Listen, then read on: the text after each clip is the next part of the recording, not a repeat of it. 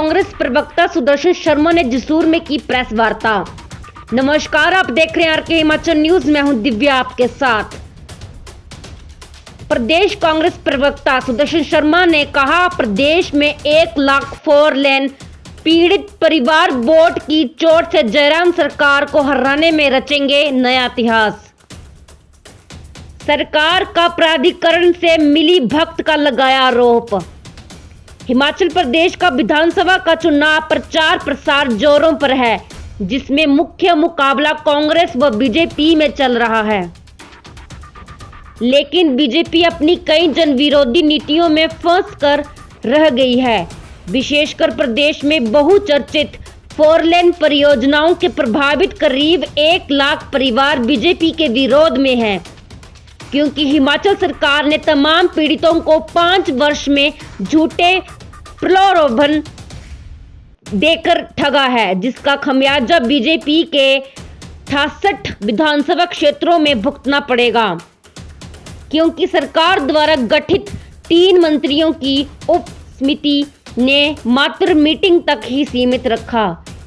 प्रदेश कांग्रेस प्रवक्ता सुदर्शन शर्मा ने प्रेस वार्ता के दौरान कहा कि केंद्रीय मंत्री नितिन गडकरी ने कई बार अपने सार्वजनिक संबोधन में मंच पर कहा है कि यदि हिमाचल सरकार 4 लेन प्रभावितों को 4 गुना मुआवजा देने की सिफारिश करती है तो भूतल परिवहन मंत्रालय 4 गुना मुआवजा देने को तैयार है। लेकिन हिमाचल सरकार ने किसी भी प्रकार की रुचि नहीं दिखाई व पीड़ित परिवारों के आशियानों को कौड़ियों के भाव खरीद लिया। उन्होंने कहा कि भू अधिग्रहण मुआवजा नाम पत्र देकर प्रभावितों को ठगने का प्रयास किया है। प्रदेश के मुख्यमंत्री ठाकुर जयराम ने प्रदेश के 1 लाख परिवारों को प्रताड़ित किया गया है, जिससे प्रदेश के 1 लाख पीड़ित परिवार वोट की चोट से जयराम सरकार को हराने में नया इतिहास रचेंगे। बीजेपी ने राष्ट्रीय उच्च मार्ग प्राधिकरण को लाभ देने का प्रयास किया है, जबकि प्रदेश के 4 लेन प्रभावितों के अधिकारों का शोषण किया है, जिसका ज्वलंत उदाहरण भवनों का मुआवजा 10 वर्ष पहले के भवन सामग्री दरों को आधार मानकर मूल्यांकन किया है, जबकि भुगतान 2022 को दिया जा रहा है। मौजूदा स्थिति में सीमेंट 500 रुपये प्रति बैग उपलब्ध है, जबकि मूल्यांकन 250 प्रति बैग दिया है। सरिया मौजूदा स्थिति में 8000 प्रति क्विंटल है, लेकिन मूल्यांकन मात्र 4000 प्रति क्विंटल किया गया है। ईंट मौजूदा स्थिति में 8000 प्रति हजार है, लेकिन मूल्यांकन 4000 प्रति हजार, जो कि सरासर प्रभावितों के साथ अन्याय है। प्रदेश प्रवक्ता ने सरकार व प्राधिकरण का मिलीभगत का आरोप लगाते हुए जोरदार निंदा की है। प्रदेश में कांग्रेस ताकतवर सरकार बनाने जा रही है, जबकि बीजेपी पीछे उड़ चुकी है।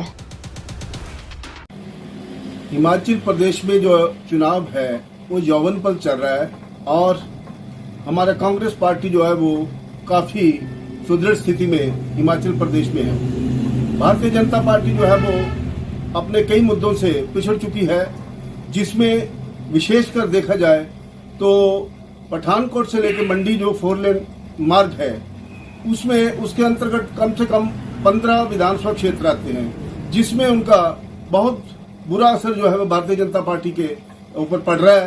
भारतीय जनता पार्टी ने हमेशा झूठ बोलकर उनको 4 साल जितने भी पीड़ित भाई थे उनको मुआवजा की जो राशि है वो नाम मात्र देकर पुनर्स्थापन होने के लिए भी विवश कर दिया है, क्योंकि ये जो 1 लाख परिवार है, 1 लाख परिवार जो है वो हिमाचल प्रदेश में नई दिशा देने जा रहा है राजनीति को, और कांग्रेस पार्टी के समर्थन में वो एकजुट होकर घर घर जाकर जो कांग्रेस के अपने कार्यकर्ता हैं और जो पीड़ित भाई हैं 4 लेन के 154 के, वो घर घर जाकर लोगों को अवगत करवा रहे हैं, ताकि उनको ये पता चले कि भारतीय जनता पार्टी ने हमेशा 4 साल में बदलाने की कोशिश की है और मुआवजा राशि एक नाम मात्र देकर, जिसमें 2013 एक्ट का जो इन्होंने प्रावधान रखा था उसको इन्होंने छुआ तक नहीं है।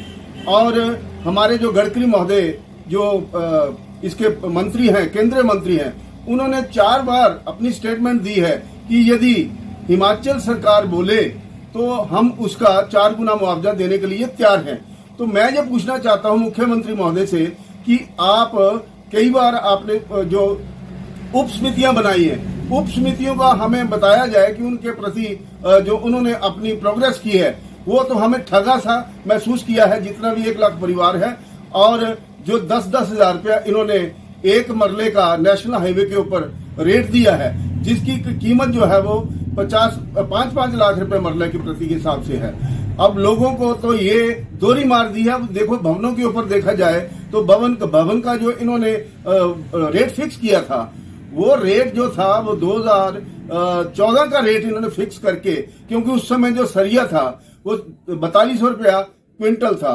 अब मौजूदा स्थिति में देखा जाए तो सरिया जो है, स्टील जो है वो 8000 से के ऊपर 9000 रुपये क्विंटल के हिसाब से है। ईंट जो है उस समय ईंट का भाव जो था 4200 रुपये इन्होंने 1000 पे हिसाब से दिया।